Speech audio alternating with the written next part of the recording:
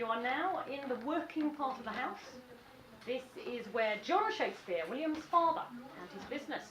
He is a glove maker by trade, a very good business to be in the 1570s. Now, William Shakespeare's father, John, as a working glove maker, would actually have to prepare his own animal skins. So before he can make the gloves, he's got to prepare the skins. Quite a range of different animals would have been used at that time. We've got goat, calf, sheep, deer, rabbit skin for the lining, and also at the time, dog. Oh, I don't like to think about that as a dog lover, but dog skin gloves would have been available to you. Dog skin was an enormous luxury, very, very expensive. Apparently, Elizabeth I, the queen on the throne, as William Shakespeare's growing up here, only wore dog skin gloves, I'm assured. None here today, I hasten to add. Now, John Shakespeare would have had at the back of the house a working yard. That's where he's preparing the animal skins. It's not a very nice business, preparing animal skins in the 16th century. He would begin by soaking the skins in animal and human urine. Very, very effective. Softens the skins, bleaches them. What you have to think about as you go around the house is the smell of that process. The Shakespeares would live with that. That would be a constant part of their lives. Now, the skins prepared outside, the gloves made here in the workshop, and then John Shakespeare would sell them directly out of the window. Okay, so another question we might ask is, we know that John Shakespeare's main career was as a glover, but what about the rest of his life? What other things did he do in his civic and social life?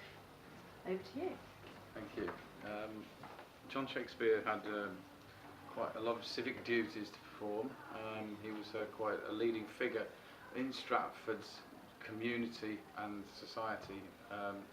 He was not only, he began by being an ale taster and a bailiff on the town council, and by the time William is about 4 years old, he then sort of rises to the position of mayor, and that was when we see him sort of at the peak, I think, of his success, at least in the civic end of his duties.